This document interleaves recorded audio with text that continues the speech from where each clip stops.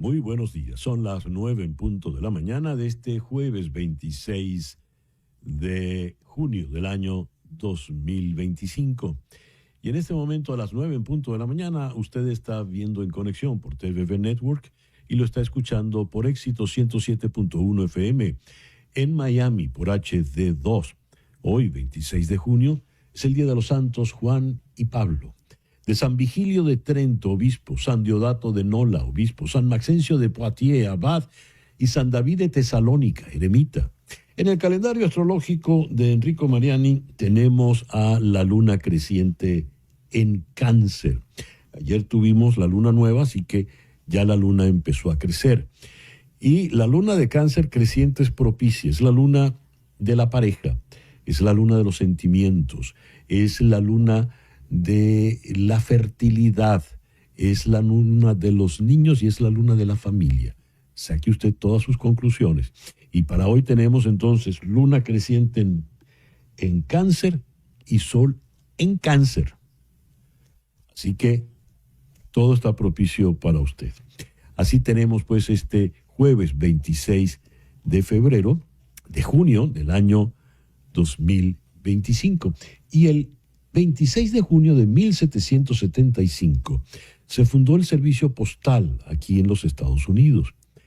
El 26 de junio de 1908 en Chile nació Salvador Allende, médico y político. Fue el primer presidente socialista que tuvo Chile. Del 3 de noviembre de 1970 hasta su muerte cuando ocurrió el golpe de Estado el 11 de septiembre de 1973. El 26 de junio de 1924 termina la invasión de los Estados Unidos en la República Dominicana. El 26 de junio de 1945 en San Francisco se firma la Carta de las Naciones Unidas y el Estatuto de la Corte Internacional de Justicia. El 26 de junio de 1961 en Venezuela, en la ciudad de Barcelona se da el Barcelonazo, una sublevación militar de corte izquierdista contra el gobierno del presidente constitucional Rómulo Betancourt. A raíz de este incidente, el gobierno de Betancourt rompió relaciones diplomáticas y comerciales con Cuba, acusando a Fidel Castro de exportar la revolución violenta. Las guerrillas combatían en el territorio venezolano. El 26 de junio del 2016 se da la inauguración de la ampliación del Canal de Panamá. El programa que hemos preparado para el día de hoy está concentrado en el tema migratorio y en todos los giros que este tema ha tomado en lo que ha transcurrido de este mes de junio, desde la revocación del parol humanitario, pasando por las restricciones de acceso y de visado para ciudadanos de varios países, incluido Venezuela, la regulación para alargar el periodo para solicitar el permiso de trabajo mientras se espera el asilo, las detenciones de un senador, luego de un candidato a alcalde en la ciudad de Nueva York por parte de funcionarios del ICE. Una mirada oportuna que deja cada vez más clara la tendencia que se ha ido definiendo en acciones políticas, judiciales y policiales en contra de los inmigrantes. Comencemos, pues, por la entrevista que le hicimos el 2 de junio a la abogada Verónica Cárdenas, quien fue fiscal de inmigración en Estados Unidos. Ella está en Newark, New Jersey. ¿Qué implica la decisión de la Corte Suprema del pasado viernes? Buenos días, César, y gracias por tenerme aquí.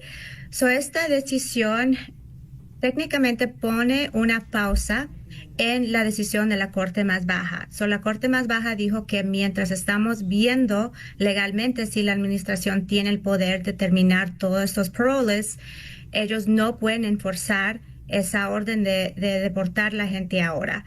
La Corte Suprema vio esa pausa y dijo, no, esta administración puede seguir con la terminación del parole humanitario mientras la Corte más baja vea estos argumentos. Ahora el parole de mucha gente fue revocado y el permiso de trabajo que está junto a ese parole también. ¿Qué pasa con estas personas entonces? ¿Pierden el trabajo y van a ser revocadas? Sí, no sabemos si van a ser revocadas ahora mismo porque la Corte más baja tiene que determinar si legalmente esta administración puede hacer eso. Los argumentos que están haciendo en la Corte más baja es que esta administración no puede terminar el parole a toda la gente. Es algo que ellos tienen que determinar persona por persona si es apropiado en ciertas circunstancias. El segundo argumento que la Corte más baja está viendo es si esta administración lo está haciendo de manera para poner la gente en una removación expedita, que no es apropiado si eso es la intención de esta administración. Para ahora, la gente que está en esta situación pueden tratar de ver si tienen formas alternativas para quedarse en los Estados Unidos en una forma más permanente. Este parole humanitario era por 2 años, no era una forma permanente.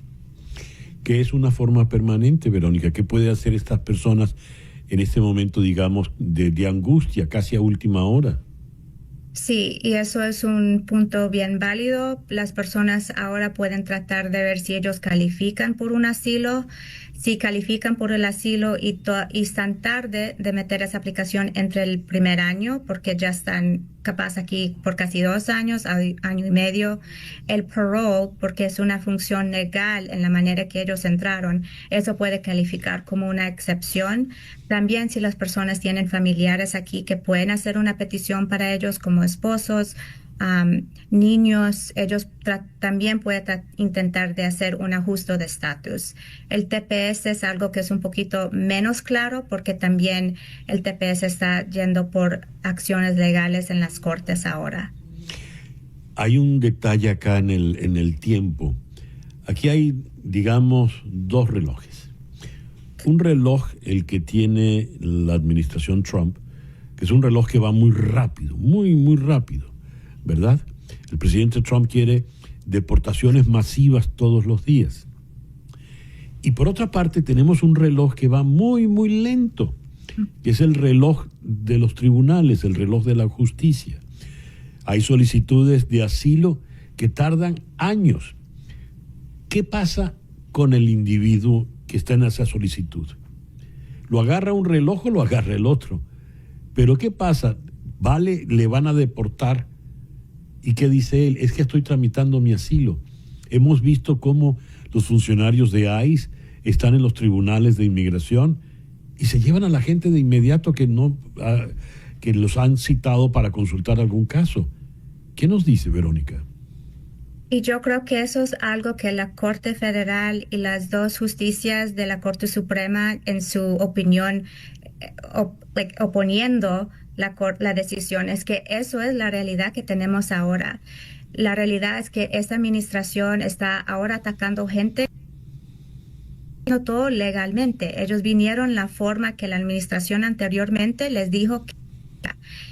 Yo digo que la gente ahora es bien necesario tener un abogado de inmigración y un abogado que puede hacer estas apelaciones a las cortes federales, porque nosotros estamos viendo que las cortes federales están tomando estos argumentos de due process, que las personas que están aquí todavía tienen derechos.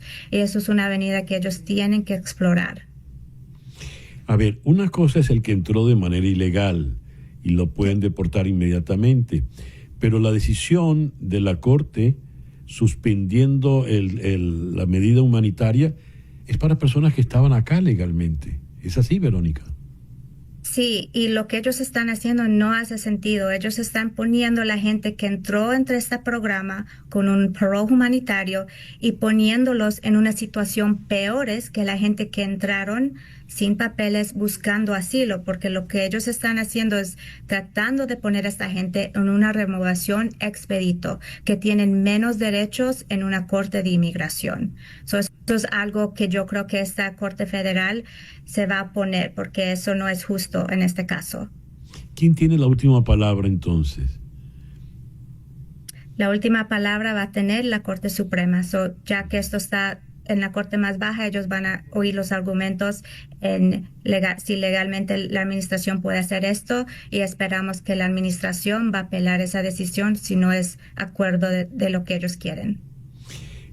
Y ya como última pregunta, Verónica, la persona que está en esta situación, como le decía, atrapado entre esos dos relojes, ¿qué hace? ¿Se queda en su casa y no sale por miedo a que le puedan detener? ¿Qué le aconseja? Yo aconsejo que ellos sean activos en sus casos, cogen, como se dice, cogen un abogado para que le puedan representar. Hay muchas maneras que podemos trabajar casos así. Sí es algo que es complicado, pero si empiezan más temprano que tarde, las personas van a ser en una posición mejores. Ya. Verónica, muchísimas gracias por estos minutos en la mañana de hoy. Gracias a usted, buen día. Verónica Cárdenas es abogado, fue fiscal de inmigración en el estado de New Jersey. Y ahora, esto es de mis redes. Veamos. Tarántula, de Eduardo Halfon. Tarántula nos la cuenta como una experiencia vivencial, quizá en este estilo tan popular de la autoficción. Es la historia de un niño que es él, junto a su hermano, que en la temprana adolescencia son enviados por su padre a un campamento de judíos en Guatemala. Escribe temprano en el libro Eduardo Halfon. Todas eran actividades de adoctrinamiento, por supuesto, aunque yo nunca las llamé así, ni mi análisis de preadolescente podía ser tan elaborado, pero algo en mi mente todavía ingenua empezó a captar que los juegos y las canciones y las comidas y las charlas y aún las caminatas por el bosque tenían un mismo sentido: inculcar en nosotros no un judaísmo religioso, ni un judaísmo ortodoxo, ni un judaísmo reformista, y ni siquiera un judaísmo laico, cosa que quizás me hubiese esperado, sino que todo el programa del campamento estaba diseñado para fomentar en nosotros el sentirse un judío entre judíos, como miembros de un club privado, o como habitantes de una sola comunidad, o como ciudadanos obedientes y bien educados de un estado, en este caso de un estado sionista en plena diáspora del altiplano guatemalteco. Samuel Bloom es el hombre que maneja el campamento y le llama a él profundamente la atención lo siguiente: la última cosa que yo esperaba ver aquella mañana sobre un brazalete rojo atado alrededor del bíceps izquierdo de Samuel Bloom era una esvástica, porque ahí es donde está el detalle. El campamento, para hacerlos a ellos judíos recios, es un campamento nazi, es un campamento de concentración. Les hacen ponerse estrellas amarillas sobre el corazón, como las llevaron sus antepasados en los tiempos del Holocausto. Y más adelante él se va a encontrar con Samuel Bloom y le va a preguntar, porque estaba armado con una Luger, una pistola alemana, le va a preguntar así: ¿qué estabas haciendo, Samuel? ¿Preparando a los niños para la guerra? Samuel le va a responder que sí. Lo dice de esta manera: Samuel, entonces, tras entonar en hebreo la primera pregunta del Seder de Pesaj, ¿por qué esta noche es diferente de todas las otras noches?, me dijo con gravedad que los niños judíos deben aprender lo antes posible a defenderse de ataques físicos y agresiones verbales. Deben aprender lo antes posible, añadió, que todos los demás son antisemitas, que el mundo entero gira en torno a ese odio tan antiguo. Y es enseñar esta paranoia como estilo de vida. El detalle está en que Halfon, en la medida en que pueda ser autobiográfico el texto, está al margen de este rigor judío. También está al margen de su formación latinoamericana y guatemalteca. Este texto es elocuente en ese sentido. La Torá y el Popol Vuh, le dije a Regina, aunque jamás los he leído, no hay dos libros que como hombre y como escritor me hayan marcado más. Y es que no necesito leerlos, le dije, pues los he llevado siempre conmigo, escritos ambos en alguna parte muy dentro de mí. El libro de los judíos y el libro de los guatemaltecos, si se me permite esa simplificación. Y si es que se les puede llamar libros a esas dos obras monumentales que representan y definen las dos grandes columnas sobre la cual está construida mi casa. Pero una casa que yo, por alguna razón, desde niño, necesitaba destruir o al menos abandonar. No puedo explicarte por qué, le dije. Siempre ha sido así, siempre me he sentido así, como si algo me obligara a escaparme y desaparecer. Llevo toda una vida huyendo de mi casa. No había leído a Eduardo Halfon, pero a partir de ahora voy a buscar todo lo que pueda de él, porque ciertamente es un escritor de importancia. Vamos con nuestro editorial del día de hoy. Hemos tenido incidentes con ICE dramáticos. Ha habido una caricatura publicada donde un grupo de policías de ICE, enmascarados, con el rostro cubierto, detienen a una mujer que representa la justicia. Y en su vestido ella dice, el respeto al debido proceso. Eso es lo que está ocurriendo. ICE está procediendo sin respetar el debido proceso. Y no se trata de las redadas contra los ciudadanos comunes. Se trata de esos dos ejemplos que hemos citado previamente. El del senador Alex Padilla en la ciudad de Los Ángeles y del candidato a alcalde en la ciudad de Nueva York. ¿Qué es lo que está ocurriendo? Que ICE está procediendo de manera arbitraria, llevándose todo por delante. Y al hacerlo, ya muchos han empezado a hablar de ICE como la nueva Gestapo. Lo impensable, Gestapo en los Estados Unidos. Pero es que todo está cambiando en este país. Estamos yendo a posturas absolutamente radicales. El fiscal general del estado de Florida ha pedido la desnaturalización de la representante Omar de Minnesota. Ella es representante ante el Congreso de Estados Unidos. Esta representante, esta congresista Omar, oriunda de Somalia, criticó duramente el desfile militar que el 14 de junio se llevó a cabo en Washington. Pues por criticar el desfile militar, el fiscal general de Florida ha pedido que le quiten la nacionalidad y que la deporten.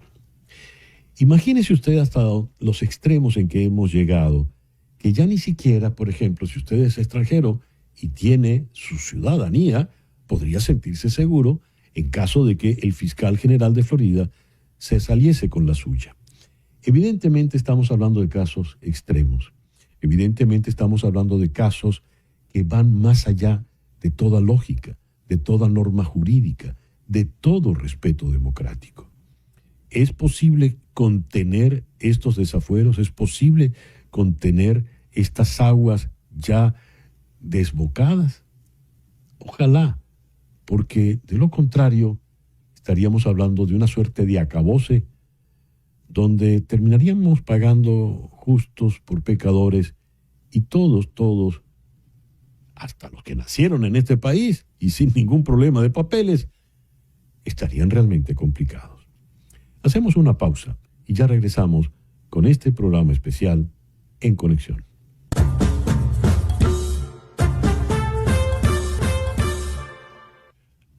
A pesar de que el tema de la migración dentro del territorio de los Estados Unidos atañe a sus políticos, hay uno que es líder en otro país y que, como ha dicho, le tiene sin cuidado lo que opinen los activistas de derechos humanos sobre sus actuaciones, prestándose a usar la cárcel de seguridad SECOT de su país para los deportados del presidente Trump.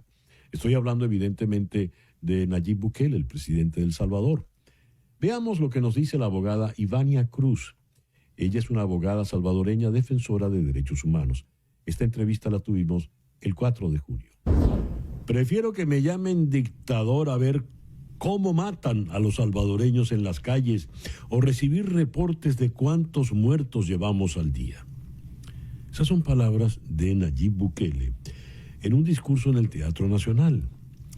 Y dijo: aunque griten que liberen a los detenidos, no los voy a liberar ya ni nunca. Él ha decretado la cadena perpetua para esos presos en El Salvador. ¿Cuál es la situación que se está viviendo allí? Vamos a consultar con Ivania Cruz. Ivania es abogada, defensora de derechos humanos. Ivania, muy buenos días. Muchísimas gracias por atendernos en el programa de hoy. Muchas gracias, César, una vez más en estar en este espacio y obviamente con una situación muy problemática de El Salvador y ahora con un mandato inconstitucional de Bukele donde ya se destapa su máscara de, obviamente, de dictador. Claro, si él dice, me tiene sin cuidado que me llamen dictadores porque está asumiendo que en efecto lo es, ¿no? Claro que sí, en un primer momento lo está aceptando. Parece que con estos años ya el aparentar ser demócrata ya no le funciona, por una parte, y segunda, no es una cuestión de gustos, si a él le gusta que le llamen o no dictador, sino es una cuestión de hechos, porque él lo ha comprobado a la medida de lo posible en cada año, de que su política disfrazada de seguridad a costa de arriesgar los derechos humanos, obviamente también está disfrazada de una máscara que hace poco se ha revelado, ¿no? El tema de que el régimen de sección nació precisamente de un pacto entre las pandillas que Bukele mantiene. Al ser esto una farsa, no le queda de otra que seguir manteniendo la imagen supuestamente de aparentar la seguridad, pero ahora vemos una política represiva, no solamente capturas arbitrarias, solamente en este año ha comenzado con una represalia a defensoras y defensores de derechos humanos con capturas como la de Ruth López, una mujer muy prestigiosa y abogada, como también la persecución política a las organizaciones a la cual yo represento, UNIDED, captura de Fidel Zavala, orden de captura hacia mi persona también, actualmente exiliada precisamente en el país por esas condiciones. Y ahora, en vez de utilizar este 1 de junio como corresponde según la Constitución, Bukele tenía que rendir cuentas a la población. ¿Qué es lo que ha hecho? ¿Dónde está el dinero del pueblo? Lo único que lo ha utilizado es para un mensaje represivo, un mensaje de miedo y para justificar sus acciones con llamar a enemigos a medios y periodistas independientes y a defensoras y defensores de derechos humanos. A ver, ¿ya todos los criminales, delincuentes están presos? Pregunto, según la lógica del señor Bukele. Según la lógica de Bukele, sí, porque ellos mismos presumen de que no hay homicidios, que cero, prácticamente son las cifras que se han manejado durante 1 año, 2 años, y ahora ¿por qué vamos a justificar mantener un régimen de excepción que, como su palabra dice, era excepción? Muy bien, si ya él tiene las calles seguras porque tiene a todos los criminales presos, entonces ya no hay que seguir deteniendo gente. Pero él sigue deteniendo gente, entonces está deteniendo a los defensores de derechos humanos. ¿Y eso por qué? Si no son criminales, solo son defensores de derechos humanos. ¿Por qué, Ivania? Porque como buen dictador no quieren que hablen mal de él. Él está capturando a cualquier voz crítica, sea este defensor de derechos humanos, sea este un líder comunitario, sea este un periodista. Bukele es sensible a su imagen a nivel exterior, porque a nivel nacional ya sacó obviamente una policía militar, donde ya la protesta la están criminalizando también, así han capturado a otros defensores de derechos humanos y líderes comunitarios, y ahora con esta ley de agentes extranjeros también quieren criminalizar la labor de las organizaciones, limitar la cooperación, situación que a los únicos que perjudican es al pueblo salvadoreño donde llega el beneficio, donde el gobierno no le está apostando, donde esos proyectos obviamente van destinados a los que más necesitan. Entonces, este tipo de ley, este tipo de medidas y este tipo de políticas solamente le sirven a Bukele para mantenerse en el poder, para que no existan personas críticas a su gobierno y donde obviamente es un deterioro de la democracia de 40 años de retroceso en El Salvador desde la llegada de Bukele. Él ha dicho, aunque griten que libere a los detenidos, no los voy a liberar ya ni nunca. ¿Ha decretado cadena perpetua entonces para todos los detenidos? ¿Esos detenidos en qué condiciones están detenidos? ¿Cuáles son las condenas? Lo que se avecina es un genocidio dentro de las cárceles, porque estas personas no van a durar mucho tiempo dentro de prisión. Hay muchas personas que ya han muerto por falta de asistencia médica, por tortura de los mismos custodios de centros penales y otras personas porque obviamente tienen una enfermedad crónica y no está siendo asistida, otros por desnutrición.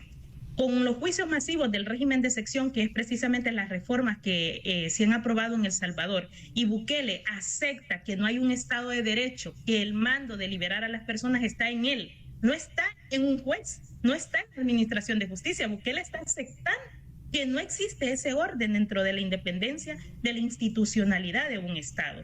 Entonces a eso obviamente viene el hecho de que todas estas personas que también están criminalizando la pobreza no puedan durar porque las cárceles están en un 300% hacinamiento. A falta de toda esta asistencia y este deterioro, y si las personas se van a mantener en esas 9 prisiones, porque no solamente existe el SECOT, sino que en las prisiones donde más muertes ha existido, como es el Centro Penal de Izalco, el de Mariona, puede llegar a un colapso. Y eso es lo que está pasando. En El Salvador, una persona detenida es una persona secuestrada, porque no se sabe nada de ello desde el momento de su detención. Ivania, cuando Bukele dice van a quedarse aquí presos para siempre, parece la condena del conde de Montecristo, ¿verdad? De Edmundo Dantes. ¿Eso vale para los que fueron enviados desde Estados Unidos, los deportados por Donald Trump, por la señora Kristi Noem? ¿Vale para ellos también? Realmente no tendría que aplicar bajo el orden de ideas de legal, ¿no? Primero porque es un tercer país donde estas personas no han cometido delitos y están secuestradas en un tercer país. En segundo lugar, estas personas no están a la disposición de ningún juez, de ninguna administración de justicia, porque no han cometido ningún delito, ni tampoco fueron capturados precisamente en El Salvador, sino que han sido deportados y ahora secuestrados en el SECOT. No debería de aplicar. Y realmente es un conflicto legal internacional cuando hablamos sobre estas personas.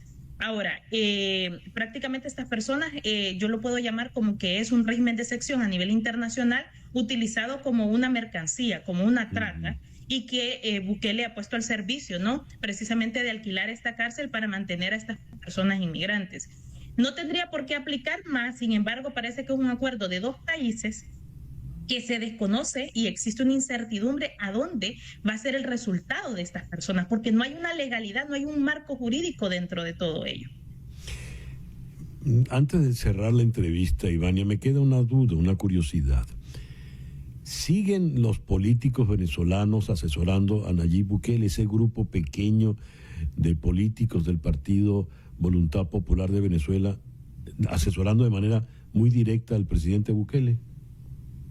Claro que sí. En un país tan pequeño está concentrado una, se puede decir, red internacional de políticos, tanto de Venezuela, de Colombia, de Argentina y de Estados Unidos. Prácticamente de ahí están saliendo políticas muy represivas y están utilizando como un modelo, no solamente que Bukele sea un problema de El Salvador, no, ese modelo obviamente lo están replicando en otros países y está siendo financiado desde Estados Unidos para que este tema de, entre comillas, seguridad se venda a otros países, cuando, lo que yo repito, cuando realmente el régimen de excepción no ha servido precisamente para una seguridad de la población, sino que fue una tregua de pandillas justificada de esta manera. Los desaparecidos en El Salvador se mantienen, no significa que no esté ocurriendo nada, tampoco es como se vende, y también por el hecho de que la farsa de este régimen de excepción, que es lo que le da más popularidad a Bukele y es utilizada por Estados Unidos para otros países, lo quieren mantener. Pero las máscaras ya comenzaron a caerse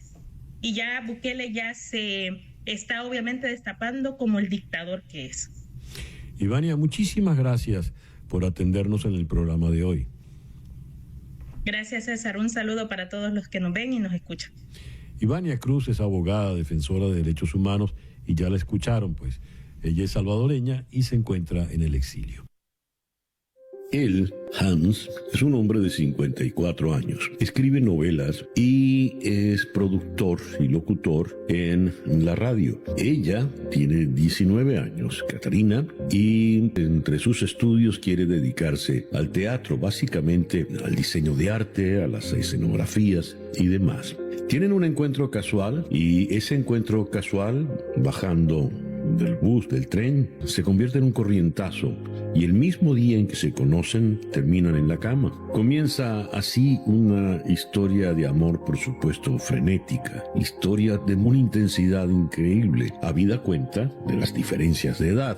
Es una historia de amor contrariado, es una historia de amor difícil, imposible, y es una historia de amor pues predecible que la conocemos. El detalle está en cómo se ha contado. Esta es la trama, la nuez de la novela Kairos de la alemana Jenny Erpenbeck. La señora Erpenbeck escribe una novela con un ritmo tan interesante, una prosa tan interesante, que si bien sospechamos todo lo que les va a ocurrir, es una novedad cada vez que volteamos la página. Ahora bien, el desmoronamiento de esta relación se da justo en los últimos tiempos de la Alemania comunista. El muro, ese muro terrible, está por caer.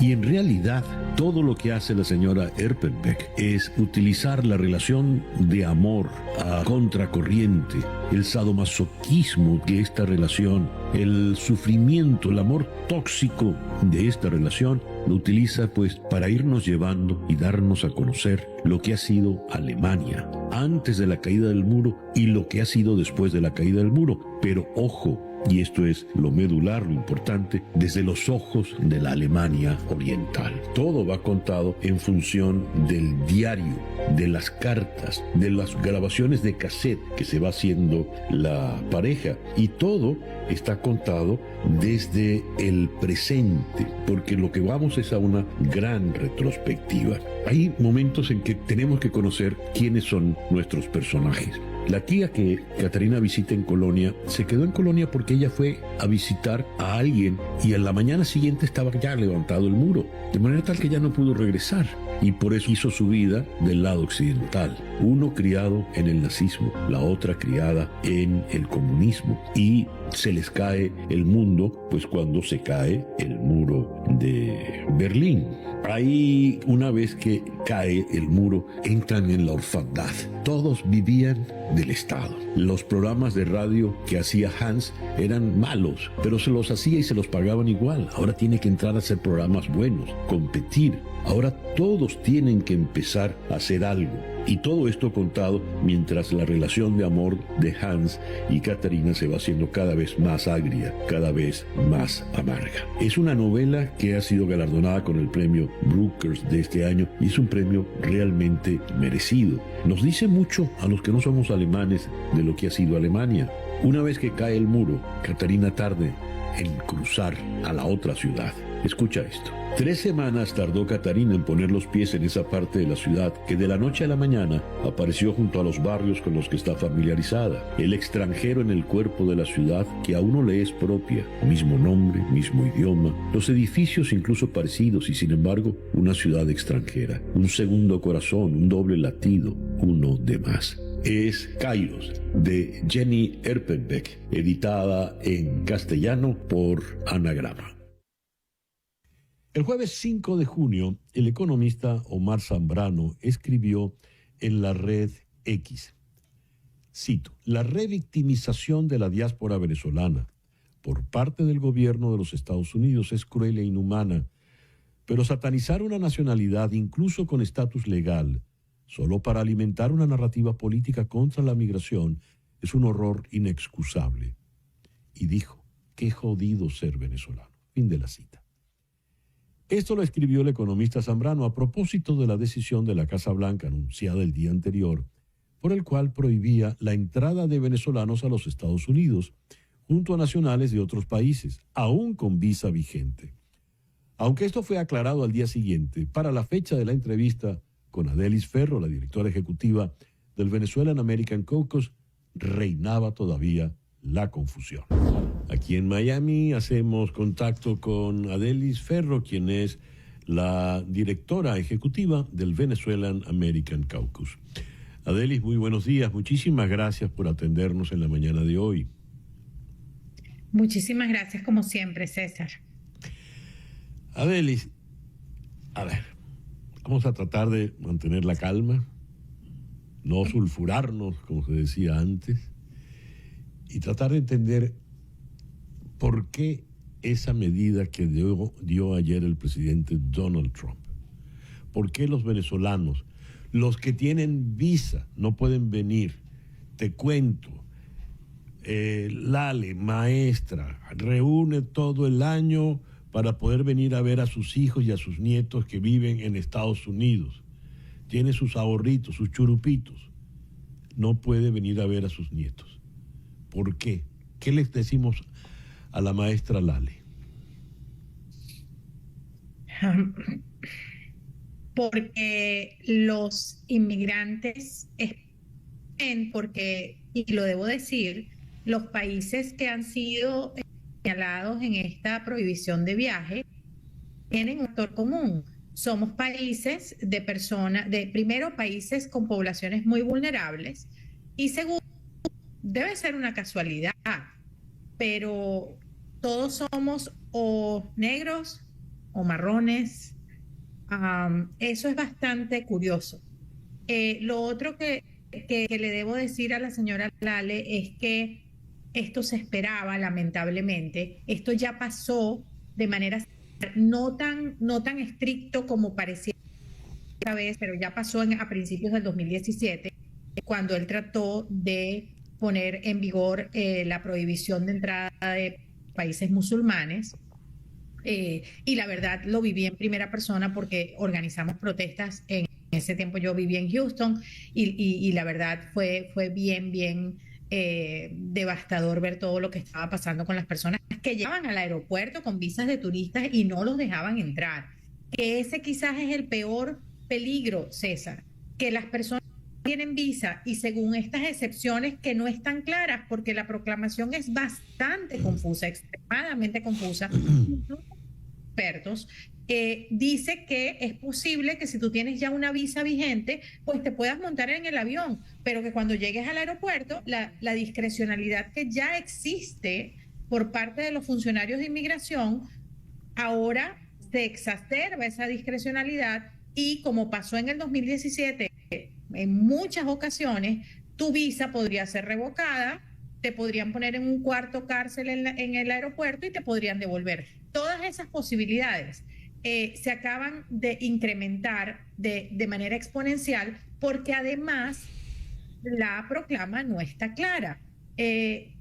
¿Por qué el ensañamiento, especialmente, aunque obviamente somos parte de un gran todo, con los cubanos, con los haitianos y con los venezolanos?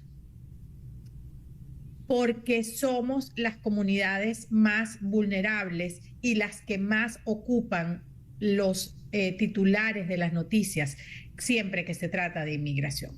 Él dice además que deciden publicar esta proclama debido a lo que pasó en Colorado, el ataque miserable y despreciable contra la comunidad judía que estaba protestando por los rehenes que tienen los terroristas de Hamas todavía en su poder. Pero resulta que esta persona es de Egipto, este criminal es de Egipto. Egipto no está en la lista. Sí. Entonces, sí. Es realmente complejo y doloroso, pero como te digo una cosa, te digo la otra. Tan pronto esta medida se ponga en vigor, los veremos en las cortes de nuevo. A ver, los argumentos del presidente Trump. Venezuela carece de una autoridad central competente o cooperativa para expedir pasaportes o documentos civiles y no cuenta con medidas apropiadas de verificación y cribado. Venezuela históricamente se ha negado a aceptar de regreso a sus nacionales expulsables. Según el informe de sobreestadía, Venezuela tuvo una tasa de sobreestadía de visas B1 y B2 del 9.83%. ¿Eso es mérito suficiente para no dejarnos entrar? No estamos ni siquiera en el top 10 de las listas de países que han tenido, que tienen a sus nacionales quedándose más del tiempo permitido en el país. ¿Cuáles son esos países y cuál es el promedio? Mira, hay países africanos, hay países asiáticos en esa lista, México por supuesto, países centroamericanos. Pues no la tengo a la mano, así que no quiero decir países que no están, pero te la puedo hacer llegar para que la puedas comentar. Pero la verdad es que no. El punto con los venezolanos y el punto con que lo estén haciendo ahorita, César, y aquí voy a hablar más como estadounidense que como venezolana, es porque ayer salió el reporte de los permisos de trabajo, ayer salió el reporte de los puestos de trabajo, de los nuevos puestos de trabajo que se abren en este país, y ha sido el peor reporte en 2 años. En cuanto a la creación de trabajo. Esto está saliendo ahorita porque hay una diatriba en redes sociales que ha iniciado el señor Elon Musk, enfrentándose frontalmente al presidente Trump, que hasta hace muy pocos días era su más grande aliado, criticándole y tratando de que no pase la la famosa BBB, Big Beautiful Bill. Ajá, que es el Reconciliation Bill o la ley de reconciliación, en la que se incluyen cualquier cantidad de cosas y que cada tantos años se hace en todos los congresos, cada vez que empieza un congreso, y que le elimina el seguro de salud a casi 15 millones de personas para poderles dar a los millonarios entre 200 y 300 mil dólares de exención para los impuestos. Entre todas esas cosas que están pasando y esta pelea ahora entre hermanos, el bromance que tenían Elon Musk y Donald Trump, lanzan esta noticia que por supuesto se monta encima de todas las demás. Y somos otra vez el foco porque inmigración es el tema que ocupa los mayores titulares en todos los medios.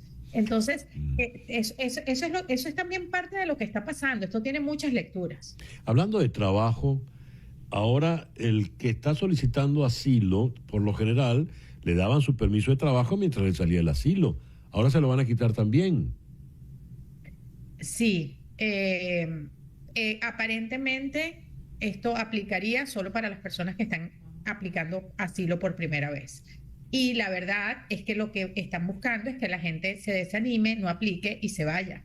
Eso es lo que están buscando, porque tú no le puedes decir a una persona que está aplicando asilo. Además, ellos dicen que van a tramitar las aplicaciones de asilo en 18 meses, cuando todavía hay aplicaciones de asilo pendientes del 2015, del 2016 y de allí en adelante. Es todo una aberración de cómo funciona el sistema. Es una manera muy torcida de tratar de explicar cómo va a funcionar el sistema, qué es lo que quieren hacer. Y la única finalidad de todos estos anuncios es tratar de desanimar a las personas para que sigan buscando maneras de quedarse legalmente en los Estados Unidos, porque, César, no pueden deportar a la cantidad de personas que ellos querían deportar. Descubrieron que no somos criminales y que no hay suficientes criminales para ni siquiera acercarse a esos números de deportación. Quieren deportar a gente que está tratando de hacer las cosas bien en el país, quitarle beneficios como TPS, como parol humanitario, como permisos de trabajo por asilo, para hacerlos sujetos de deportación y cumplir las cuotas. Y entonces allí estamos nosotros los venezolanos. Bien. Adelis, muchas gracias por estos minutos en la mañana de hoy. Gracias a ti. Seguimos en las Cortes. Chao. Seguimos en las Cortes. Adelis Ferro, la directora ejecutiva del Venezuelan American Caucus. Hacemos ahora una pausa y ya volvemos con este especial de En Conexión.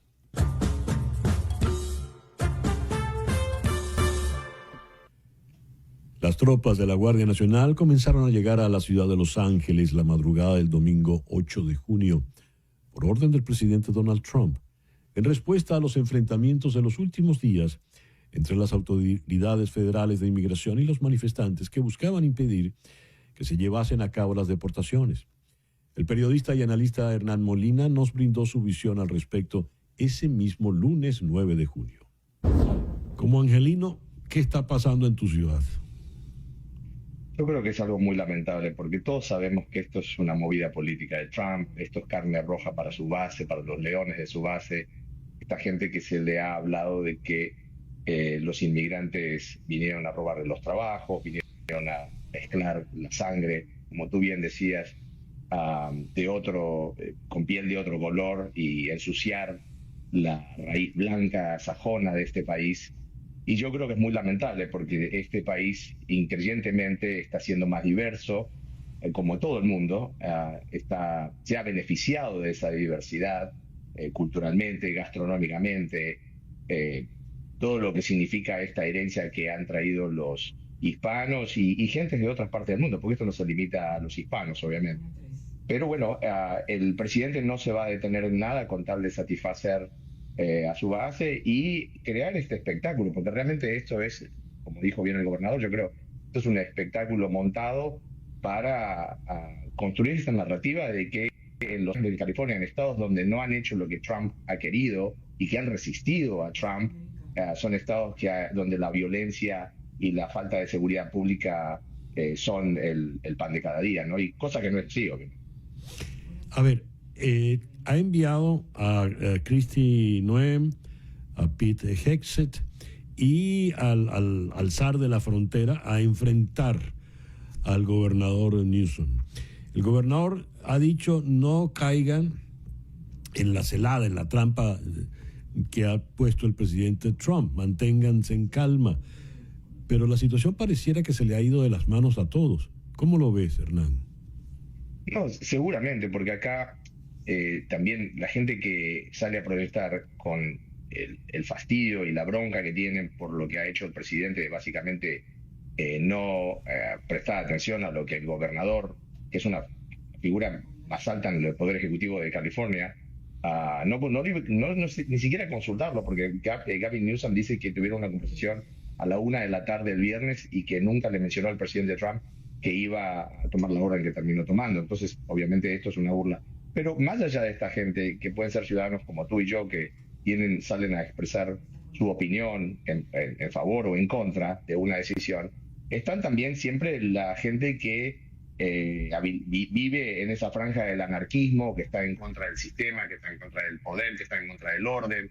Entonces, utilizan y toman ventaja de estas protestas y, bueno, hacen los desmanes que generalmente causan, que era lo que estaba hablando el jefe de la policía de Los Ángeles, ¿no? Que esto realmente hay que cuidarlo. Pero eso no significa que las fuerzas del orden locales, tanto el Departamento de Policía de Los Ángeles, en colaboración con el sheriff de Los Ángeles, no puedan dominar esta situación. Lo han dominado en el pasado y lo pueden volver a hacer.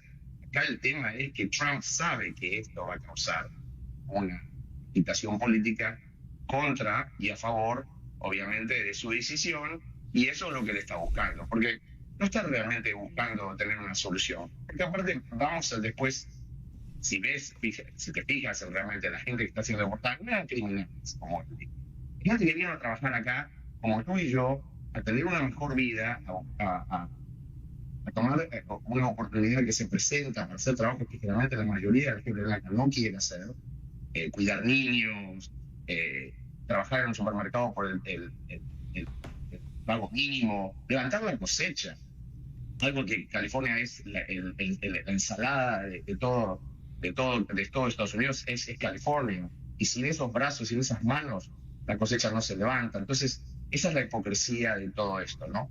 Gente que ha votado por Trump y que ahora ve cómo a su niñera o a su jardinero se los terminan llevando y deportando. Ellos se beneficiaron, pero también votaron por Trump para que hagan eso. Ha contado, ahí estamos leyendo la posición del senador Alex Padilla de California. También ha contado con el apoyo del senador Adam Schiff.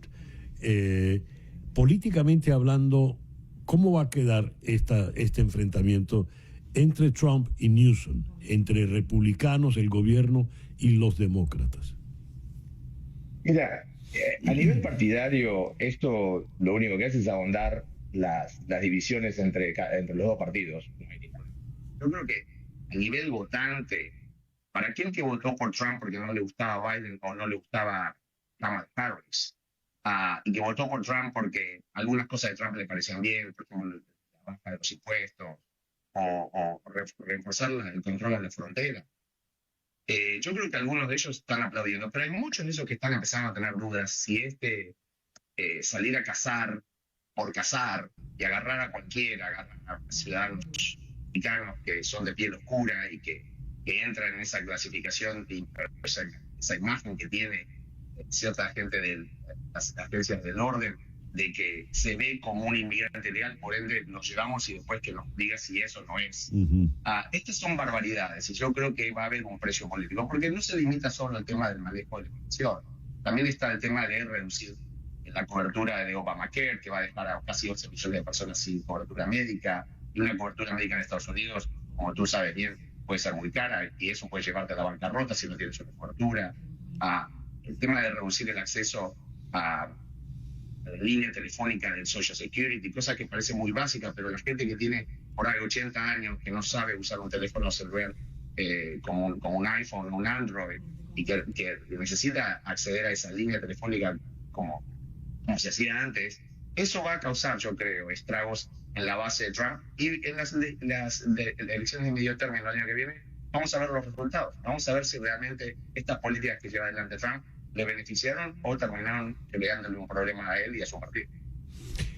Leí temprano un mensaje, un hilo en la red X de un profesor, se me fue el nombre en este momento, el profesor emérito en la Facultad de Derecho de UCLA. Contaba cómo se vivió una redada en Home Depot por gente del ICE y le ha pedido a sus hijos que no salgan sin Peter Arenela, que no salgan de casa sin pasaporte y sin su driver's license para que puedan demostrar la nacionalidad. Tan drástica está la situación así allá en Los Ángeles. Te lo digo porque yo vivo aquí en el sur de Florida y aquí hay también una creciente paranoia en ese sentido. Sí, es así. Es más, yo como estoy en Washington por una cuestión de reuniones legislativas que tuve, pues yo hago trabajo legislativo, y volviendo a Los Ángeles esta tarde, lo primero que se me ocurrió es poner el pasaporte mío en el carro o llevarlo en la mochila cuando voy por la calle, porque hoy puede pasar cualquier día, porque yo creo que hemos caído en esta carte blanche, en darles carta blanca a las fuerzas del orden para que hagan lo que quieran. Y hago las fuerzas del orden federales que están básicamente a las manos de este tirano que se ha autoproclamado no solo presidente, sino que tiene ambiciones de autócrata al mejor estilo Putin y al mejor estilo Víctor Orbán. Entonces yo creo que esto es un momento muy difícil para nuestra sociedad, impensado para Estados Unidos, para aquellos que venimos de Sudamérica, donde hemos vivido tantos golpes militares y dictaduras militares. Estados Unidos, quien nos habló de fomentar la democracia liberal republicana, ahora estemos pasando por esto donde los derechos civiles, algo que siempre fue tan protegido aquí en Estados Unidos, hoy estén tratados y vapuleados, más que nada, de la manera que están siendo vapuleados. Increíble, ¿verdad? Increíble. Hernán, muchísimas gracias por estos minutos en el programa de hoy. Por supuesto, un gusto. Hasta siempre. ¿De qué va Tuya? Tuya es la historia de una mujer porteña, una bonaerense clase media, digamos de mediana edad, casada con una hija adolescente con la que no se la lleva nada bien, pero ella asume que su vida es perfecta, que todo va perfectamente bien, hasta que empieza a sospechar de infidelidades de su marido. Y esas sospechas se confirman cuando encuentra un mensaje de amor firmado con la palabra tuya, escrito con lápiz labial. Allí nuestra protagonista ya sencillamente dice que eso ha llegado a su límite. Una noche el marido recibe una llamada, alega algún problema en la oficina y tarde en la noche tiene que saltar de la cama, medio vestirse y salir. Nuestra protagonista decide que lo va a seguir y eso hace. En un parque solitario a esas altas horas de la noche, ella ve cuando su marido discute con una mujer. Discuten con vehemencia, no logra oír lo que dicen, pero lo ve perfectamente. Y cuando ella trata de agarrarlo, el marido empuja a la mujer y ésta cae de espaldas y se golpea la nuca contra un árbol. Queda desnucada. No creas que te estoy haciendo un spoiler de la novela. Te estoy contando apenas el comienzo. Ese es el arranque de la novela tuya de Claudia Piñeiro. De ahí en adelante, ¿qué viene? Pues de ahí en adelante viene una novela trepidante, una novela que se lee con una velocidad y un encanto. La señora Piñeiro tiene la habilidad de jalarte de una situación extrema y absurda a otra. Y lo curioso es que son situaciones extremas y absurdas porque nuestra protagonista lo único que quiere es que la normalidad siga su curso. Para que la normalidad siga su curso, pues su marido tiene que ser protegido. No puede nadie sospechar de que su marido ha cometido un asesinato, así sea involuntario. Así que si en la novela negra tradicional tenemos un crimen y hay que descubrir al asesino para poderlo desenmascarar, esta novela, que es una novela negra, pues tiene también un crimen, pero hay un asesino al que hay que proteger. A estas alturas de los acontecimientos necesitábamos la mirada de un analista. Esa semana se habrían de producir acontecimientos lamentables entre autoridades elegidas por el pueblo y funcionarios del ICE. Consultamos entonces el 11 de junio al periodista Juan Carlos Iragorri. La Guardia Nacional es ordenada por el presidente Trump. En Texas o Texas, el gobernador Greg Abbott también ha convocado ya a la Guardia Nacional. Y se habla de manifestaciones en otras ciudades, siempre por el mismo motivo, contra las redadas de ICE. El gobernador de California, Newsom, ha dicho que el presidente Trump está atentando contra la democracia, incluso con la citación que le ha hecho a los Marines, que son las fuerzas de asalto tradicionales de los Estados Unidos para operaciones en el extranjero. Vamos a conversar de esto con el periodista Juan Carlos Iragorri. Juan Carlos, muy buenos días. Muchísimas gracias por atendernos. Hola, César Miguel, muchas gracias por tenerme aquí. Juan Carlos, dada tu vasta experiencia cubriendo el quehacer político en Estados Unidos y sobre todo en la ciudad de Washington, ¿qué es lo que está ocurriendo en estos momentos, a tu entender? Pues lo primero que está claro para mí es que la política migratoria en Estados Unidos ha fracasado. Es decir, nunca ha habido una reforma migratoria integral en los últimos años, pero eso por una parte, pero por otra parte me parece que lo que ha ocurrido es que la política del presidente Donald Trump, el anuncio de las deportaciones masivas, pues ha generado estas marchas de protesta que son comprensibles, la mayor parte son pacíficas, es verdad que también hay algunas marchas que son violentas, pero en general son pacíficas. Y me parece que aquí también hay un juego de poder detrás, porque el presidente Donald Trump, con el envío de los guardias nacionales y con el envío de los Marines, está mostrando que tiene mano dura frente a la inmigración ilegal, y yo creo que eso cree él que le va a traer un mayor respaldo de sus seguidores, que lo que están es en contra de los inmigrantes indocumentados. Eso es lo que creo que está pasando en este momento, pero por supuesto los que están llevando la peor parte son los inmigrantes, la inmensa mayoría de los cuales son personas honradas, porque están viendo cómo persiguen a sus familias, cómo deportan a sus parientes y porque están viviendo con miedo en una situación muy dramática, especialmente en Los Ángeles, donde casi 1 de cada 2 habitantes es inmigrante. Vimos allí en el video, en la manifestación, varios carteles que decían, pancartas, liberen a David Huerta. David Huerta, presidente del Sindicato Internacional de Empleados de Servicios de California, fue arrestado en una de las manifestaciones y ese ha sido el detonante para que vayan creciendo las manifestaciones de sindicatos semejantes en otras partes de Estados Unidos. ¿Quién es David Huerta? ¿Qué significa por qué fue detenido? ¿Qué sabes de esto, Juan Carlos?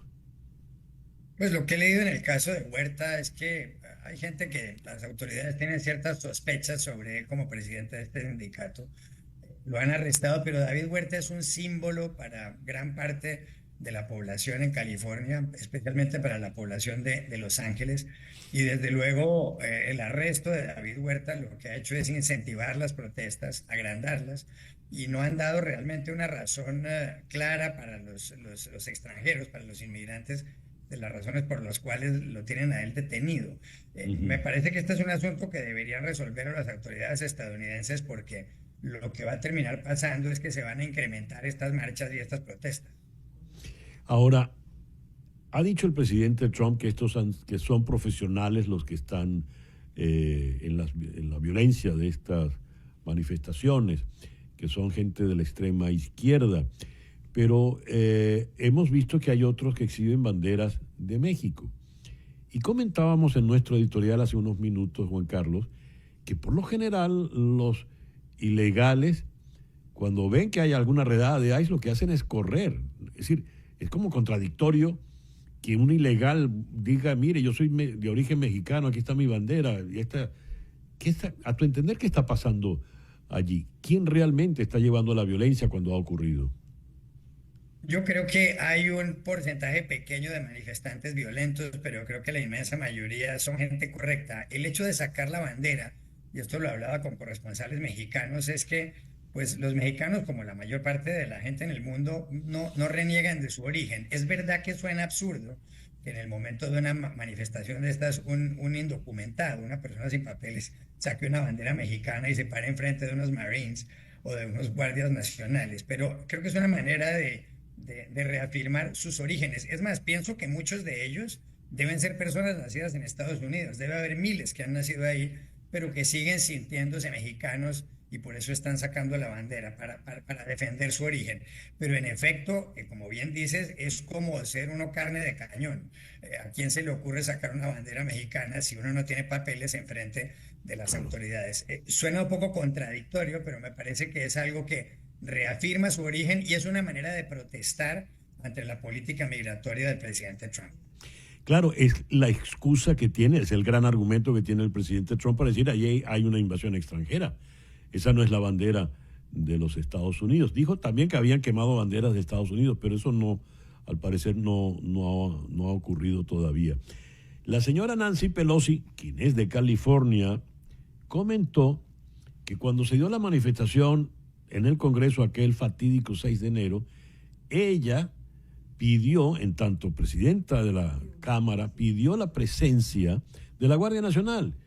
Y el presidente Trump no se le envió, pero lo envió a California. Y en medio de todo esto hay un elemento político, ya que menciona a la señora Pelosi, que es prominente dirigente del Partido Demócrata. Y es que Newsom, el gobernador, también del Partido Demócrata, es el que más está sonando como un eventual candidato presidencial. ¿Cómo ves eso, Juan Carlos? Pues ahí hay dos cosas. La primera, hay claramente una incoherencia en la actitud de Trump. No envió a la Guardia Nacional el día del asalto al Capitolio y además perdonó a muchas personas que estuvieron en ese asalto, algunas de las cuales exhibían banderas confederadas, es decir, del sur esclavista de Estados Unidos cuando la guerra civil. A ellos los perdonó. En el caso de California, ha enviado a la Guardia Nacional y lo más probable es que no perdone a ninguno de estos inmigrantes o estadounidenses, seguramente que están ahí con banderas mexicanas en estas protestas. Por otro lado, me parece que Newsom también está jugando políticamente. Él sonó mucho en la pasada campaña, cuando la candidata fue Kamala Harris, para ser él el candidato del Partido Demócrata.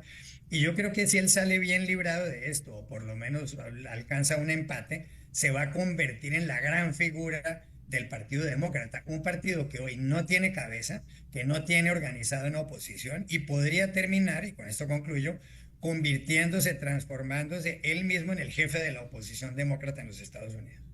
Una última pregunta, Juan Carlos. La violencia, que siempre es condenable, evidentemente, porque no conduce a nada bueno, ¿a quién está beneficiando en este momento? Pues yo creo que la violencia en este momento está beneficiando más a las fuerzas de la Guardia Nacional, al ejército, porque aparentemente están haciendo su papel y seguramente lo están haciendo en algunos puntos, pero me da la impresión de que en este momento, en el corto plazo, creo que puede estar favoreciendo a Donald Trump políticamente, en el sentido de que su base está diciendo que él está haciendo su trabajo, pero creo que en el mediano plazo y en el largo plazo eso puede llegar a cambiar y puede darse la vuelta a la tortilla, como dicen los españoles. Juan Carlos, muchísimas gracias por estos minutos en el programa de hoy. Muchas gracias por tenerme aquí. Hacemos una pausa y ya venimos.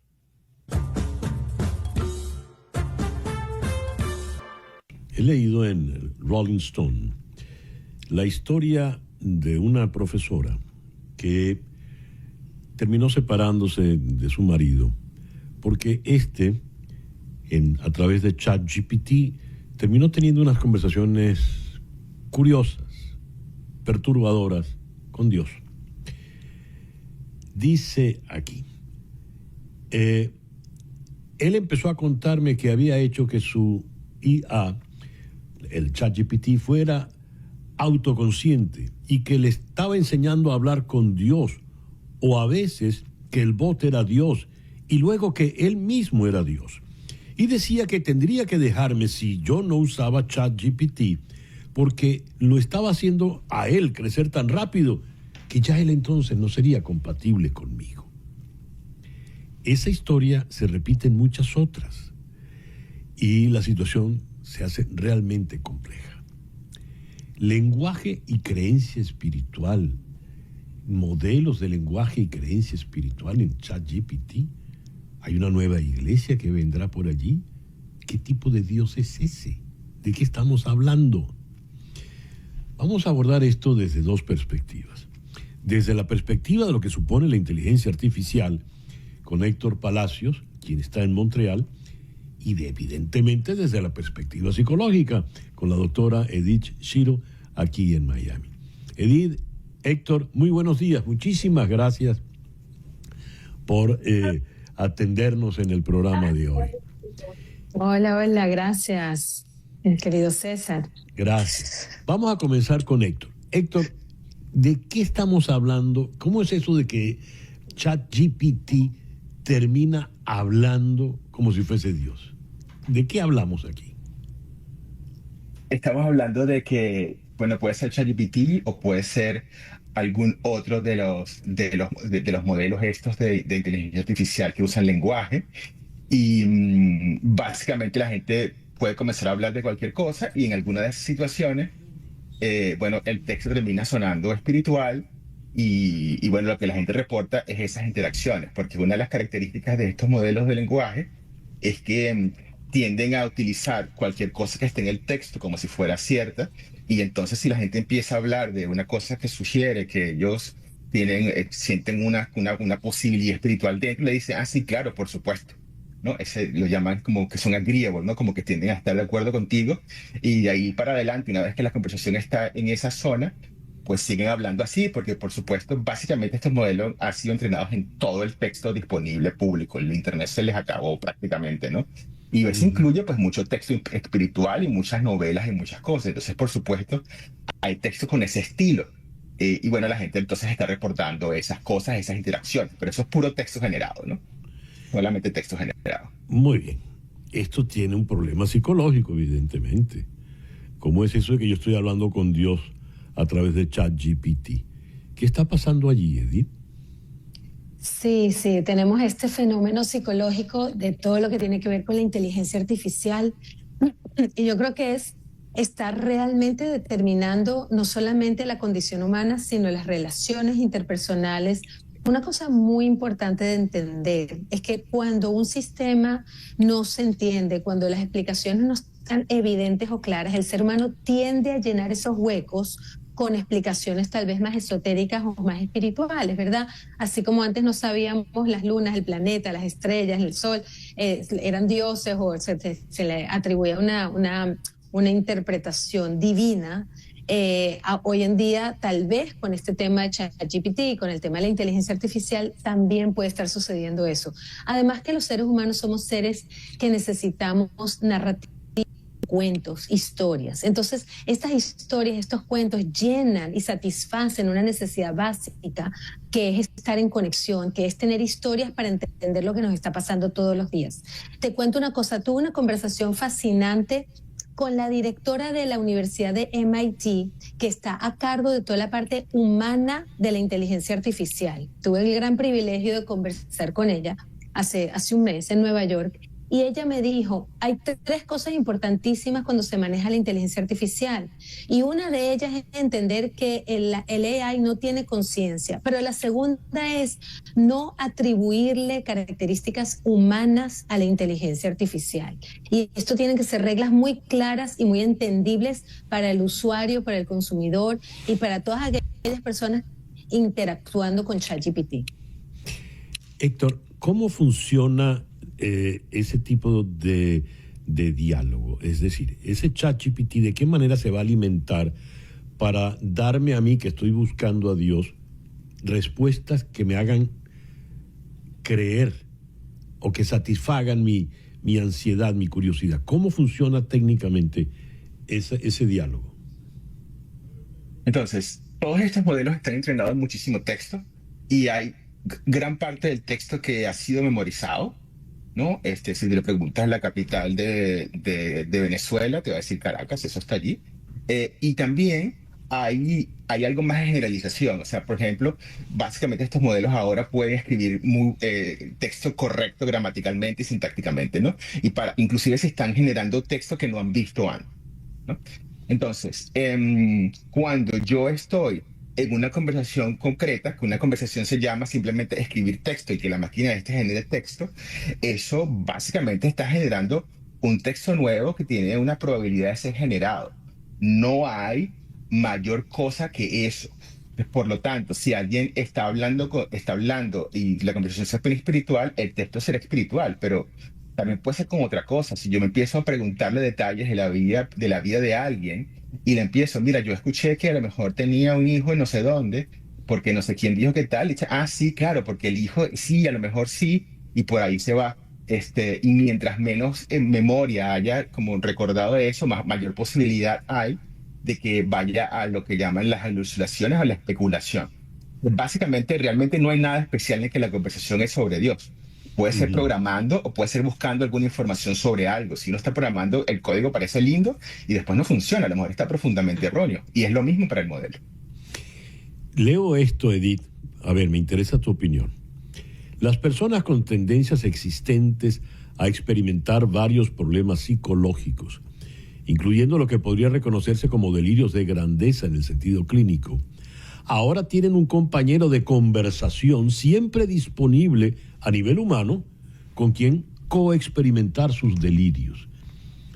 Fíjate, dice un compañero a nivel humano, aunque sabemos que es una máquina.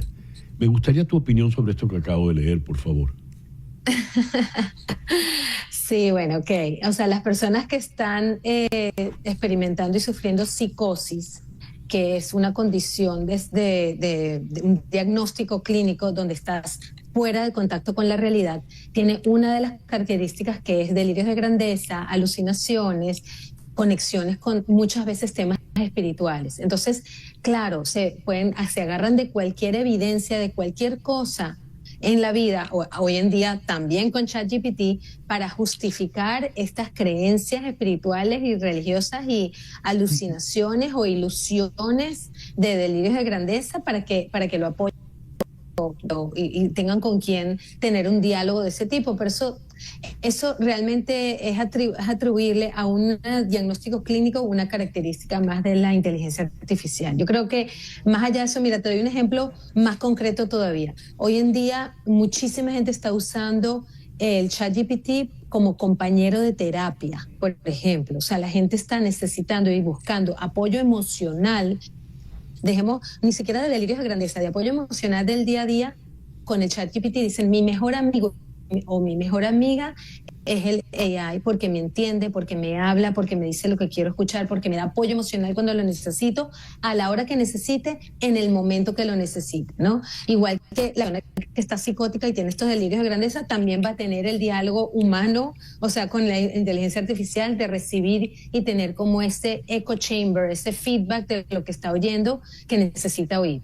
Yo creo que ahí es donde viene el peligro, ahí es donde viene el problema, César, de creer, es una ilusión tan clara de que estás oyendo y escuchando un diálogo de otro lugar que te está reflejando tus necesidades emocionales o psicológicas, que está llenando un vacío que no se llena con otro ser humano porque no está disponible, porque no lo consigues, porque no tienes la conexión, porque estás aislado, porque estás desconectado, y se llena con entonces la inteligencia artificial. Ahí es donde está el peligro. Héctor, en ese caso que acaba de decir Edith, ¿cómo funciona el ChatGPT? ¿Qué es lo que me está diciendo el ChatGPT cuando yo estoy buscando consuelo? Quizás una manera de verlo es así. Hasta ahora, cuando yo veía que algo estaba produciendo texto, yo decía, hay una persona escribiendo, ¿no? De igual manera que yo me consigo un libro y si digo, eso lo escribió hasta ayer por la tarde, ¿no? Hasta hace muy poco, eso evidentemente lo escribió alguien.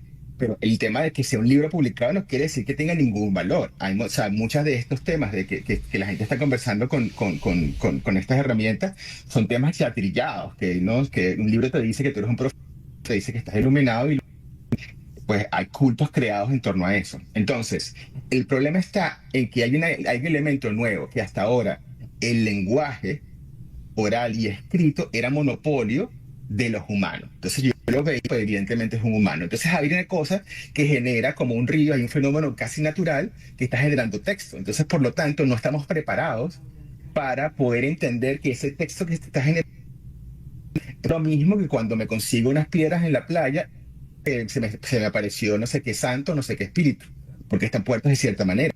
Ya, Edith, de esto de dar sentido. Entonces, realmente lo que se está generando allí es una secuencia de números que resulta que eran texto y no hay nada especial al respecto, nada, absolutamente nada especial. Los modelos son técnicamente diferentes, los que generan imágenes, pero es la misma cosa. Es generación de un texto con una coherencia y todo lo que, bueno, y la posibilidad de que especule, y cuando estamos hablando de estos temas, pues especulan más. Muy bien.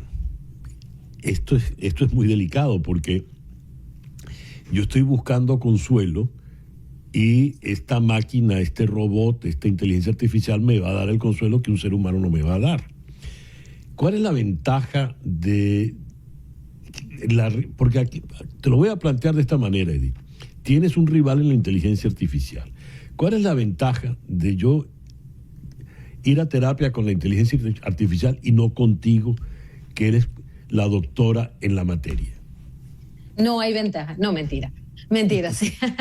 La ventaja, y yo creo que lo atractivo de la inteligencia artificial es la gran disponibilidad a cualquier hora, en cualquier momento. Esa es la primera ventaja, que un ser humano, yo no estoy disponible 24 horas al día a las 3 de la mañana para un paciente, a menos que sea una cosa de emergencia de vida o muerte. Entonces, qué rico tener a alguien que esté, una conversación que esté ahí a la hora que quieras, en el momento que quieras, en el lugar que quieras. Y la segunda ventaja es que ese ChatGPT, esa inteligencia artificial, te va a reflejar exacto lo que tú quieres escuchar. No te va a contradecir, no te va a decir cosas distintas, no va a diverger de tu pensamiento, te está agarrando exactamente las palabras y te las devuelve iguales. Y eso hace sentir al ser humano entendido, comprendido, validado. Entonces, por ahí hay esas ventajas. Espero que me preguntes ahora cuáles son las desventajas. Por favor, ¿cuáles son las desventajas? Mira, la desventaja número 1, César, es que la riqueza interna del ser humano, las experiencias internas, esa conciencia, esa conexión que es una esencia que no se puede atrapar en una base de datos, no es replicable. Entonces, lo que yo estoy entendiendo, estoy conectando con otro ser humano, no se replica con una inteligencia artificial. Y la segunda cosa es un ejemplo que un paciente me dijo, que me dice, mira, yo hice terapia con ChatGPT por 3 sesiones, 5 sesiones, pero cuando tuve una sola sesión con un psicólogo, el psicólogo se dio cuenta que yo estaba hablando más pausado, que no estaba respirando mientras estaba contando mi historia, y eso me ayudó a darme cuenta a mí el nivel de ansiedad que yo tenía y pude trabajarlo. El ChatGPT jamás en la vida va a poder hacer eso, o por lo menos no en este momento en el que estamos. Entonces, hay sutilezas en la conexión humana que ChatGPT nunca va a poder replicar. Y yo sí creo que tener un nivel de conciencia y una esencia humana no es replicable. A ver, estamos acercándonos al final de la conversación y quisiera buscar algún tipo de conclusión. Héctor, por lo que nos has dicho, esa inteligencia artificial siempre va a depender del insumo que yo le voy a dar. Ella nunca va a ir por encima de mí. Porque tenemos, por ejemplo, desde la película 2001, Odisea del Espacio, el ejemplo de la máquina, la computadora que cobró vida propia, empezó a pensar por su cuenta y terminó pues haciendo el daño que hizo. ¿Eso es factible o no? Es factible. A ver, estas cosas lo único que hace es generar texto, ¿no? Y generar texto porque hay montones de gente preocupadas porque la computadora no se rompa, se rompen todas, ¿no? Por lo tanto, realmente lo que pasa, lo único peligro es lo que yo hago con el texto, ¿no? Yo puedo, si la gente empieza a usarlo de modo automático, que están de moda hablar de este tema de los agentes, entonces hay mayores posibilidades de que ese efecto se dé si es que alguien agarre ese texto y lo ejecuta como una orden, ¿no? O lo publique directamente. Por ejemplo, hay cuentas de Twitter y bueno, de muchísimas cosas ahora que son simplemente bots de esto, ¿no? Eso, o sea, es perfectamente pasible si es que quien recibe ese texto lo toma como algo con un significado o lo ejecuta o lo toma como con un significado real. Porque el problema al final es en el significado que le damos, ¿no? Tú decías, Eric, de que una desventaja es que este tema de la riqueza interna de los humanos que no es replicable. Y yo diría que no es replicable con la inteligencia artificial, es que no es replicable, el texto no es lo mismo que una persona. ¿Sí? Yo puedo leerme un libro que es un montón es una cosa de la calidad similar a lo que la gente está encontrando en ChatGPT, y eso me puede generar a mí una cosa muy intensa, pero el libro no tiene ningún sentido y a lo mejor está hecho para manipularme. Entonces realmente esto no es un problema per se de la inteligencia artificial, es un problema del texto que siempre nos ha dado la posibilidad de engañarnos, de manipularnos, y por eso tenemos publicidad. O sea, es un mecanismo de comunicación, pero que tiene esta ambigüedad. Entonces es algo intrínseco en el texto, con la novedad de que hay más texto ahora. Entonces, por lo tanto, si la gente se cree el texto, pasa lo que pasaba siempre que nos creíamos el texto. No, o sea, en ese sentido no hay novedad. El problema es la facilidad para generar ese texto y que además está creciendo. Lo que tú decías de la respiración, mira, ya hay que haya de vídeo. Va a haber también, y seguramente va a haber sesiones ya hay conversaciones en vídeo con esto, y que te vean respirando, te digas que estás ansioso. Eso va a ser de las primeras cosas que van a hacer. Yeah. Todo lo que son estas señales sutiles van a pasar. Realmente tiene que cambiar nuestra interpretación de que los textos no son más humanos. No son más humanos. Tenemos que separarnos del texto como cosa intrínsecamente humana. Es la única solución personal y social. Muy bien. Se nos acabó el tiempo, así que Edith, te dejo entonces la palabra concluyente en este foro de hoy. Como todas las herramientas que construye el ser humano, tiene un doble filo, ¿verdad? Se puede construir para algo positivo o para algo negativo. Lo que falta ahí es la conciencia. Entonces, tener mucha conciencia, entender muy bien cómo usar esta herramienta para el bien, creo que es fundamental. Estamos en una transición importantísima, y poder estar claros de que esto puede ser usado para mucho bien y para generar muchos beneficios puede ser maravilloso, pero hay que tener conciencia de eso. Entonces, ojalá que vayamos bien. Héctor, Edith, muchísimas gracias por esta interesantísima conversación en la mañana de hoy. Gracias de verdad. Gracias. Muchas gracias. Ya regresamos en Conexión. Continuamos con este especial de En Conexión. El 18 de junio conversamos con el doctor Ernesto Castañeda, profesor en la Universidad Americana, American University, en Washington, sobre la detención y liberación de Brad Lander, el contralor de la ciudad de Nueva York y candidato demócrata a la alcaldía de esa ciudad, quien estaba acompañando a un inmigrante que recién conocía de su cita en la corte, y analizamos la situación de empleo de algunos migrantes. Ernesto, está previsto que conversemos sobre la situación de los migrantes en el área de la restauración y la hotelería aquí en Estados Unidos, pero antes de entrar en ello, quisiera tu opinión sobre las redadas, las acciones que está llevando adelante ICE con sus funcionarios. Me ha llamado la atención que en las redes ya empiezan a llamarlos como la Gestapo de los Estados Unidos, comparándola con aquel órgano represivo del nazismo. Y luego del incidente con el senador Padilla en Los Ángeles, ayer en la ciudad de Nueva York, ocurrió el incidente con el contralor de la ciudad, Brad Lander, quien es además aspirante a la alcaldía de la ciudad. Tuvo que ir la gobernadora Hochula a sacarlo de la cárcel. Me gustaría tu opinión sobre esto que está aconteciendo, en particular el caso de ayer. Ernesto, por favor. Claro que sí, César. Estas redadas son muy preocupantes porque afectan a las comunidades migrantes, a los trabajadores que están fuera de estatus migratorio, pero también a la gente que está tramitando su asilo, que tenía el TPS, que entró con el parol, que le están cambiando las reglas del juego durante el juego, ¿no? Entonces no se vale. Y como hemos dicho antes, esto no solamente afecta a los extranjeros, a los inmigrantes indocumentados, también está afectando a los inmigrantes documentados y obviamente a sus familiares, muchos de ellos nacidos en Estados Unidos, muchos están casados con ciudadanos, a sus empleadores, a sus iglesias, a sus barrios, a sus ciudades. Estos tienen un margen de alcance mucho mayor que el individuo inmigrante. Y claro, estamos viendo que hay muchas ONGs que se dedican a ayudar a los migrantes a integrarse, a recibir refugiados y demás que están siendo afectados.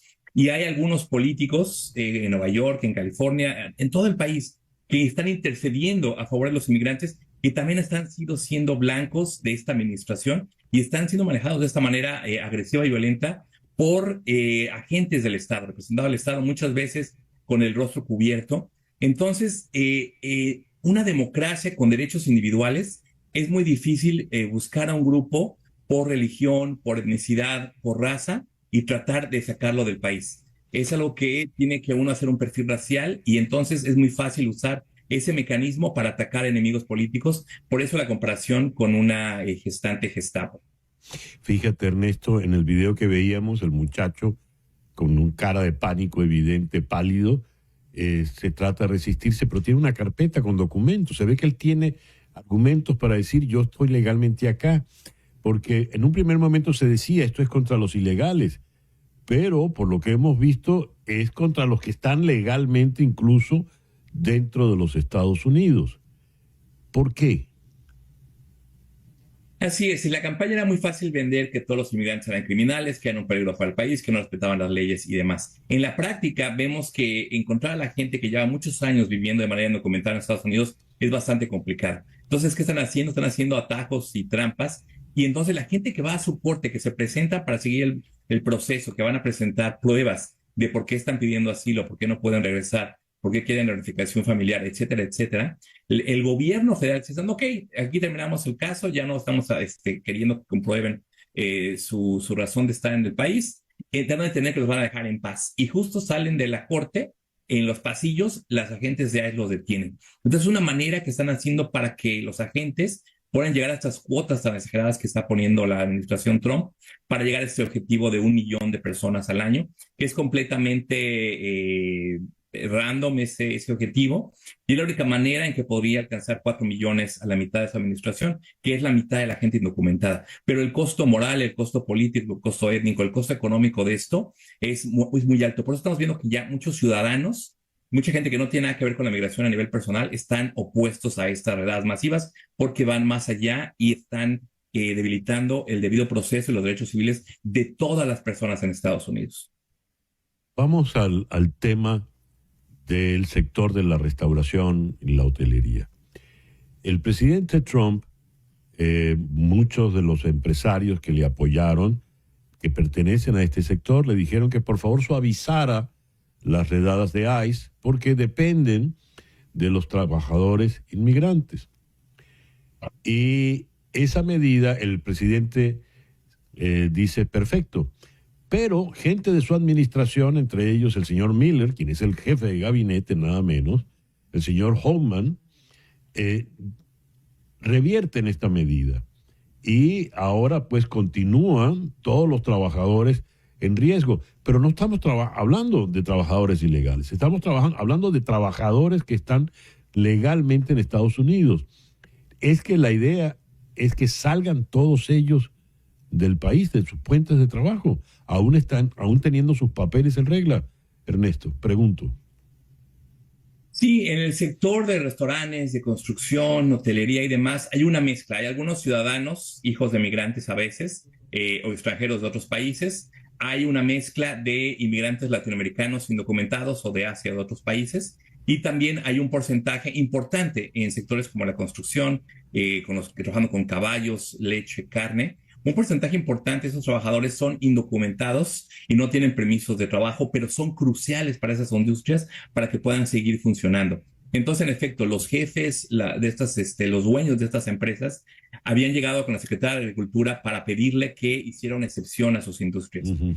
Y ella habló con Donald Trump y Donald Trump puso ese tweet de que él sabe que hay trabajadores muy honestos, muy fieles, que llevan mucho tiempo, que te conocen bien el trabajo, que será muy difícil reponer y que trataría de no deportarlos. Es una realidad que cualquier empresario en Estados Unidos conoce, que será un gran caos económico sin la migración indocumentada o la documentada. Necesitamos las dos y de hecho expandir la migración documentada con permisos de trabajo, pero no hay nada en el Congreso para hacer esto. Entonces, para terminar, ese es por un lado, ¿no? Necesitamos trabajadores para estas industrias y muchas otras.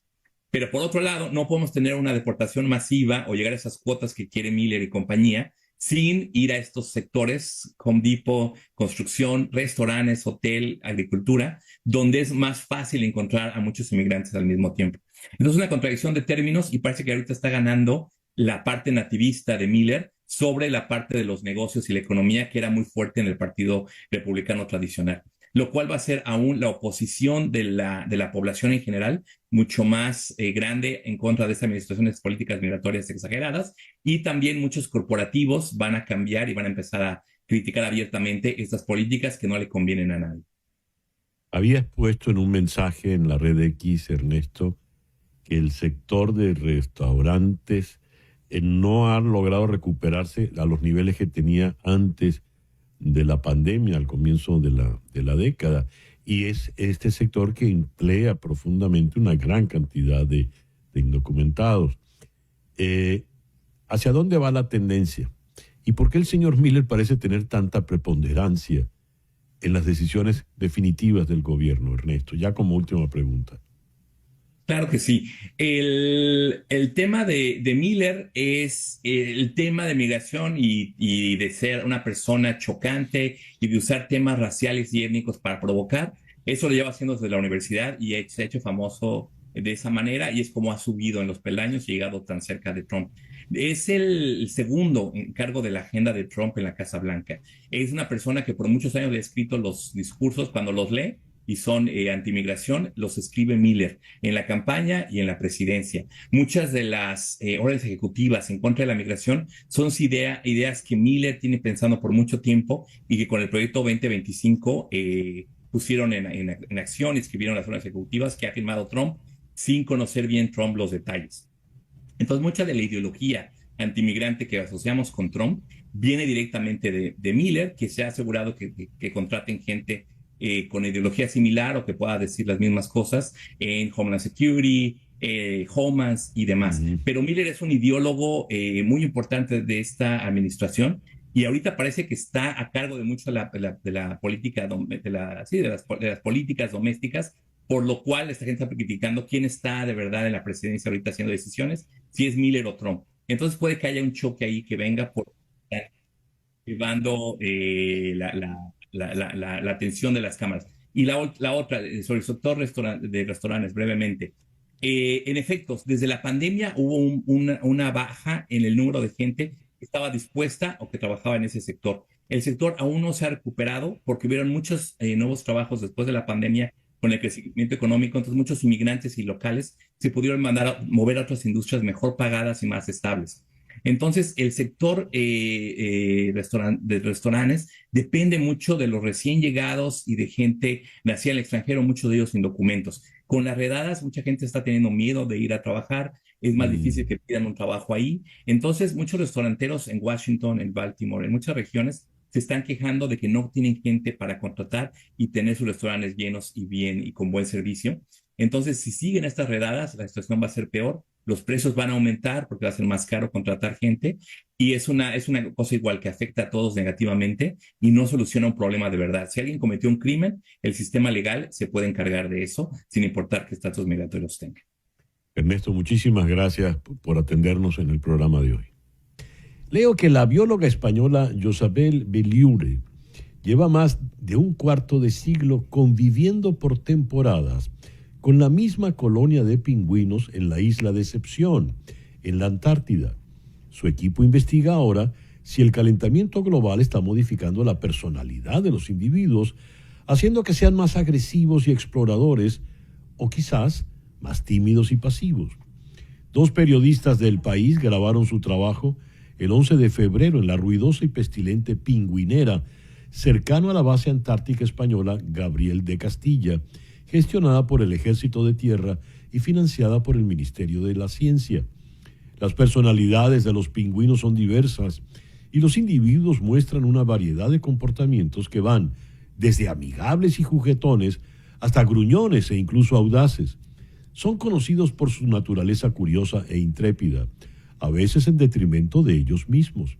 El comportamiento de los pingüinos también incluye complejos rituales de apareamiento y fuertes vínculos parentales que a menudo implican relaciones monógamas. Los pingüinos son conocidos por su naturaleza curiosa. A menudo se acercan e incluso interactúan con los humanos. También son conocidos por sus travesuras juguetonas y su comportamiento humorístico. Tienen naturaleza intrépida. Algunas especies de pingüinos, como los pingüinos Adelia, son conocidas por su personalidad audaz y bulliciosa que incluso desafía a depredadores más grandes. Tienen fuertes vínculos parentales. Los pingüinos son mayoritariamente monógamos y exhiben fuertes vínculos parentales, especialmente durante la época de apareamiento, cuando los machos buscan a la misma hembra cada año. Los pingüinos realizan elaboradas exhibiciones visuales y vocales para establecer y mantener territorios de anidación. Si bien algunas especies son muy gregarias, como los pingüinos rey, generalmente viajan en grupos pequeños.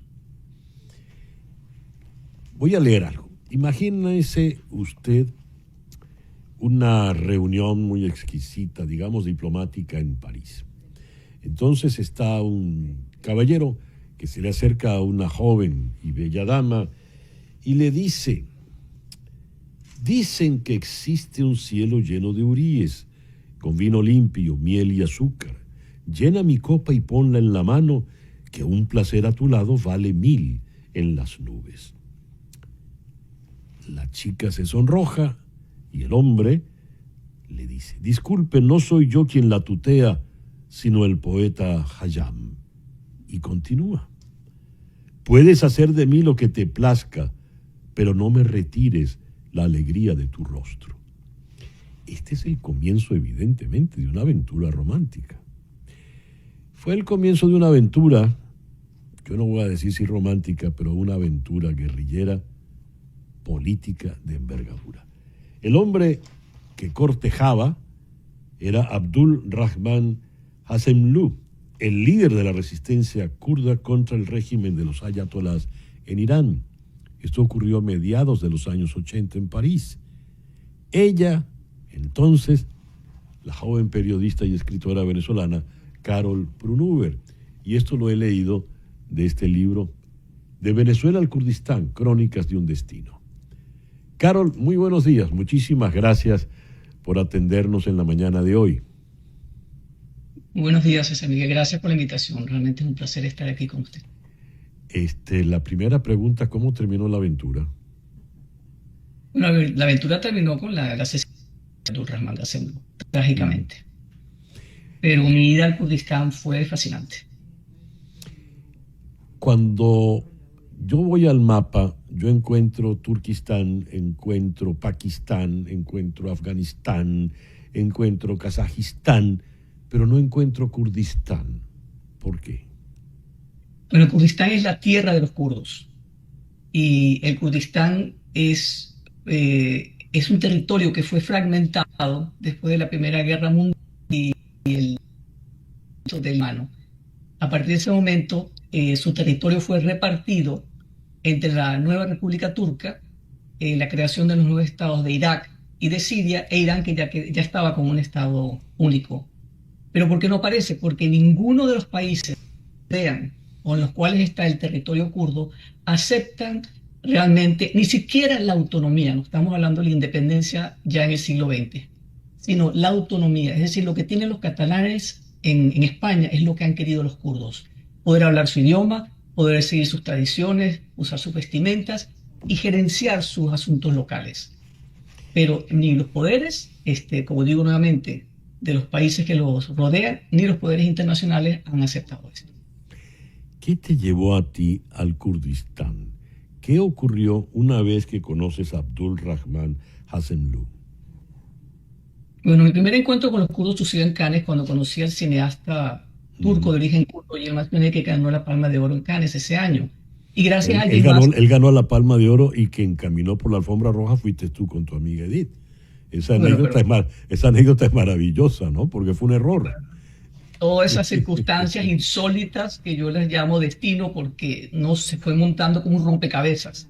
Y gracias a ese encuentro con Yilmaz Güney mi vida cambió, porque gracias a él conocí la diáspora kurda en París, y en un día en el Instituto Kurdo pues conozco a este personaje, que la noche que lo conozco, bueno, como tú bien dices, era un hombre simpático, carismático y bueno, un gran seductor de todo lo que tenía a su alrededor.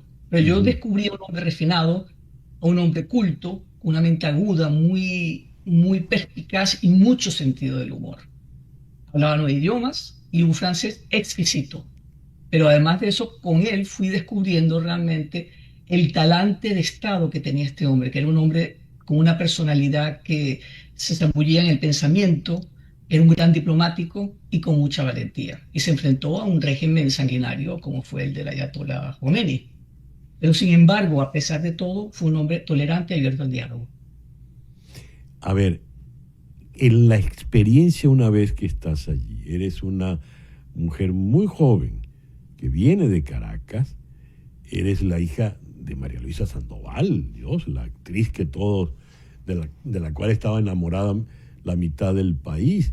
¿Y cómo terminas en esas selvas, en esas montañas kurdas? Bueno, en ese encuentro Gastemlú me invitó a ir al Kurdistán. Y entonces él venía a menudo a París, acababa de fallecer Yilmaz Güney, y yo era muy amiga de la viuda de Yilmaz, y entonces nos reuníamos mucho en su casa y también con el director del Instituto Kurdo. Entonces, en esos encuentros, pues cada vez me invitaba a venir al Kurdistán.